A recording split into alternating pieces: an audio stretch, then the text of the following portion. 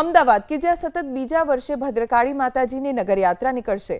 જો કે ગત વર્ષ કરતા નગરયાત્રાના રૂટમાં ચાલુ વર્ષે ફેરફાર કરવામાં આવ્યો। આ વર્ષે નગરયાત્રામાં રાયપુર અને ખાડિયા વિસ્તારનો પણ સમાવેશ કરવામાં આવ્યો છે। ગત વર્ષે ભદ્રકાળી મંદિરથી શરૂ થનારી યાત્રા માણેક ચોક, કોર્પોરેશન, જગન્નાથ મંદિર, મહાલક્ષ્મી મંદિર અને ત્યારબાદ નિજ મંદિર પરત ફરી હતી।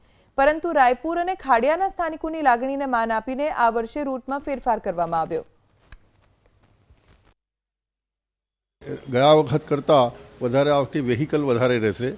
ગયા વખતે અમે લગભગ 20 કે 25 વેહિકલની પરમિશન આપવામાં આવી હતી અને મળેલી હતી। આ વર્ષે 50થી વધારે અમે માંગણી કરેલી છે। હવે જે સરકાર એ પ્રમાણે આપશે એ પ્રમાણે આગળ વધીશું। આમંત્રણ આ વખતે અમે વડાપ્રધાનશ્રીને આપેલ છે, કેન્દ્રીય ગૃહપ્રધાનને પણ આપેલ છે અને સંસ્કૃતિ મંત્રીને સ્પેશિયલ આ વખતે અમે કેન્દ્રના સંસ્કૃતિ મંત્રીને પણ આપવામાં આવેલ છે અને અહીંયા ગુજરાતમાં મુખ્યમંત્રીશ્રી, ગૃહમંત્રીશ્રી અને બધા મંત્રીઓને આ વખતે અમે આમંત્રણ આપેલું છે।